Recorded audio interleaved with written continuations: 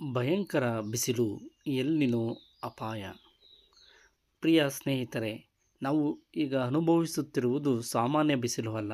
ಇದು ಎಲ್ನಿನೋ ಎಂಬ ಅಪಾಯದ ಆಗಮನವಾಗಿದೆ. ಇದು ಶಾಂತವಾಗಿ ಜೀವಗಳನ್ನು ಕಸಿದುಕೊಳ್ಳಬಹುದು ಮತ್ತು ನಮ್ಮ ಪ್ರೀತಿಪಾತ್ರರನ್ನು ನಮ್ಮಿಂದ ದೂರ ಮಾಡಬಹುದು. ಮೇ ತಿಂಗಳು ಹತ್ತಿರವಾಗುತ್ತಾ ಹೋದಂತೆ ಈ ಪರಿಸ್ಥಿತಿ ಇನ್ನಷ್ಟು ಗಂಭೀರವಾಗಬಹುದು. ಎಲ್ನಿನೋ ಎಂದರೆ ಏನು? ಸರಳವಾಗಿ ಹೇಳುವುದಾದರೆ, ಪೆಸಿಫಿಕ್ ಮಹಾಸಾಗರದ ನೀರು ತುಂಬ ಬಿಸಿಯಾಗುತ್ತದೆ.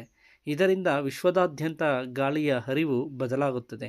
ಮೇ ತಿಂಗಳಿನಲ್ಲಿ ನಮಗೆ ಮಳೆಯನ್ನು ತರುವ ದಕ್ಷಿಣ ಪಶ್ಚಿಮ ಮಳೆಯು ಈ ಬಾರಿ ತಡವಾಗಬಹುದು ಅಥವಾ ಕಡಿಮೆಯಾಗಬಹುದು.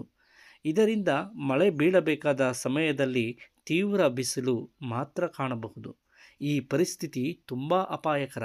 ಆರೋಗ್ಯವಾಗಿರುವವರಿಗೂ ಈ ಹೀಟ್ ಸ್ಟ್ರೋಕ್ ಆಗಿ ಸಾವನ್ನಪ್ಪುವ ಸಾಧ್ಯತೆ ಇದೆ.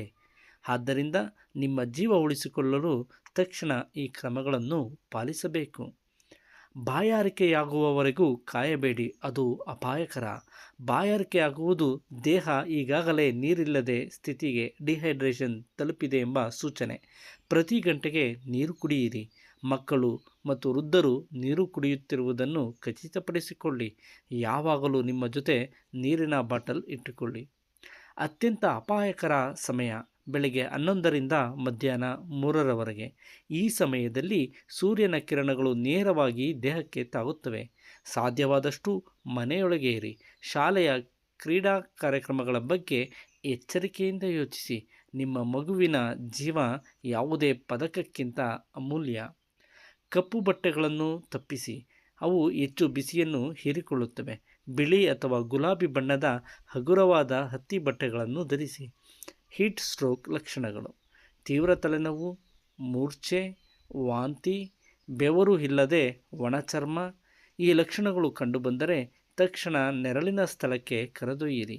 ದೇಹವನ್ನು ಒದ್ದೆಯಾದ ಬಟ್ಟೆಯಿಂದ ತೂಗಿ ತಂಪಾಗಿಸಿ ಮತ್ತು ತಕ್ಷಣ ಆಸ್ಪತ್ರೆಗೆ ಕರೆದೊಯ್ಯಿರಿ.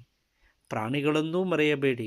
ನಿಮ್ಮ ಮನೆಯ ನಾಯಿಗಳು, ಬೆಕ್ಕುಗಳಷ್ಟೇ ಅಲ್ಲ, ಬೀದಿ ಪ್ರಾಣಿಗಳಿಗೂ ಸಹಾಯ ಮಾಡಿ. ಮನೆಯ ಮುಂದೆ ಅಥವಾ ಗೋಡೆಯ ಹತ್ತಿರ ನೀರು ಇಡಿ. ನೆರಳು ಇರುವಂತೆ ನೋಡಿಕೊಳ್ಳಿ. ಕೊನೆಯಲ್ಲಿ ಈ ಮಾಹಿತಿಯನ್ನು ಓದಿ ಮೌನವಾಗಿರಬೇಡಿ. ನಿಮ್ಮ ಕುಟುಂಬ ಮತ್ತು ಸ್ನೇಹಿತರ ಜೊತೆ ಹಂಚಿಕೊಳ್ಳಿ. ಬರುವ ಎಲ್ನಿನೋ ಪರಿಸ್ಥಿತಿಯನ್ನು ಸುಧಾರಿಸಲು ನೀವು ಸಿದ್ಧರಿರಬೇಕು. ನೆನಪಿರಲಿ, ನಾವು ಸುರಕ್ಷಿತವಾಗಿದ್ದರೆ ಮಾತ್ರ ಈ ಅಪಾಯದಿಂದ ತಪ್ಪಿಸಿಕೊಳ್ಳಬಹುದು. ಇನ್ನೊಬ್ಬರ ಜೀವ ಉಳಿಸಲು ಈ ಮಾಹಿತಿಯನ್ನು ಹಂಚಿಕೊಳ್ಳಿ. ನಮಸ್ಕಾರ.